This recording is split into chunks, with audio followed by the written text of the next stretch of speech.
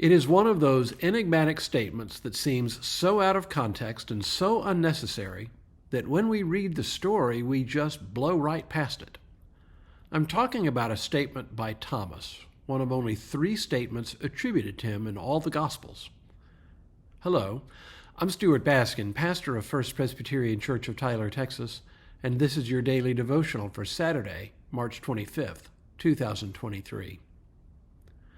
Thomas speaks 3 times in the Gospels. 2 of the 3 instances are quite familiar.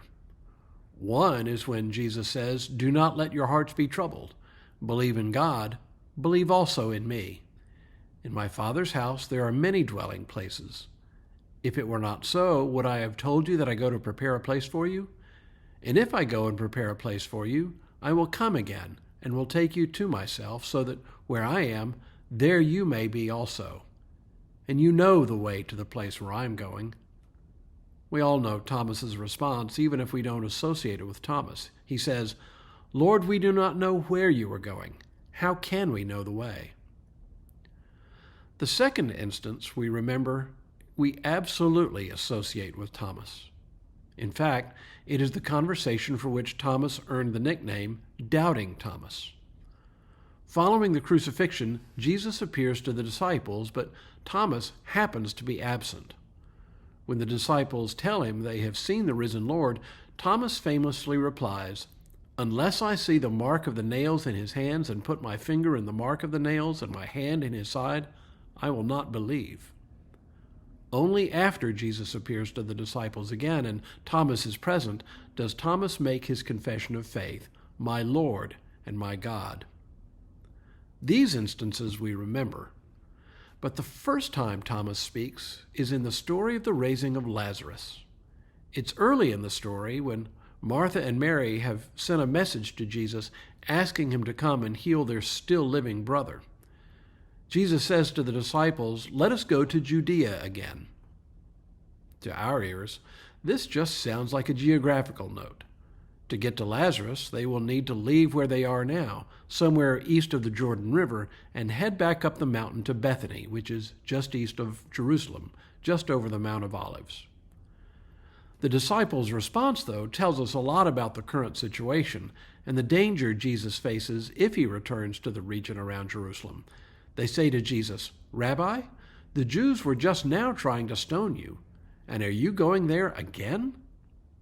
This is our clue that going to the region around Jerusalem is now a dangerous thing for Jesus and for the disciples.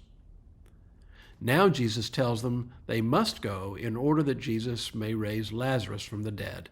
Jesus says, "Our friend Lazarus has fallen asleep, but I'm going there to awaken him." The disciples said to him, "Lord, if he's fallen asleep, he'll be all right." Jesus, however, had been speaking about his death, but they thought that he was referring merely to sleep.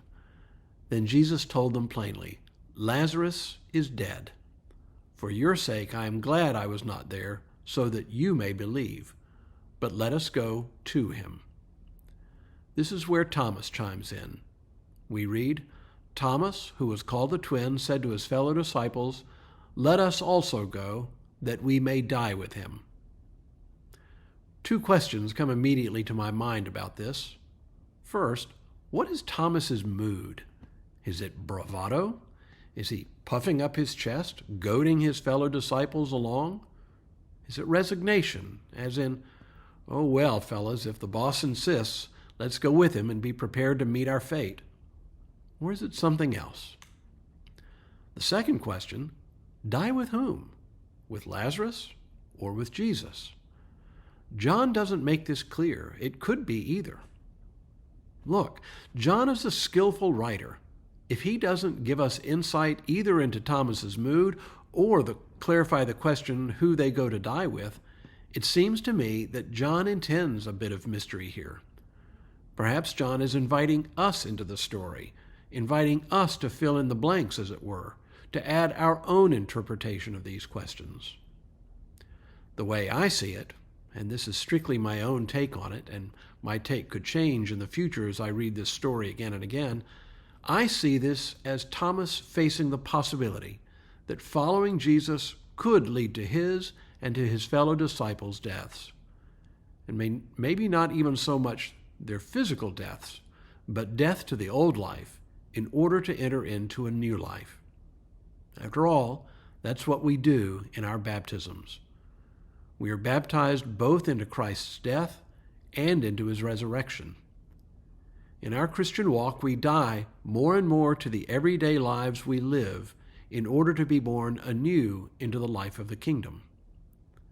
However you choose to interpret Thomas's curious statement, understand this. Christian faith is about nothing if it is not about dying to our old selves and being reborn into the life of the kingdom that even now God is revealing in our midst. I take Thomas's strange words to be an invitation to every generation of disciples to understand what it means to follow Jesus Christ. When we return next week, we make the short but consequential trip from Bethany to Jerusalem. But for now, may God continue to bless you and keep you in all that you do this day and in all the days ahead.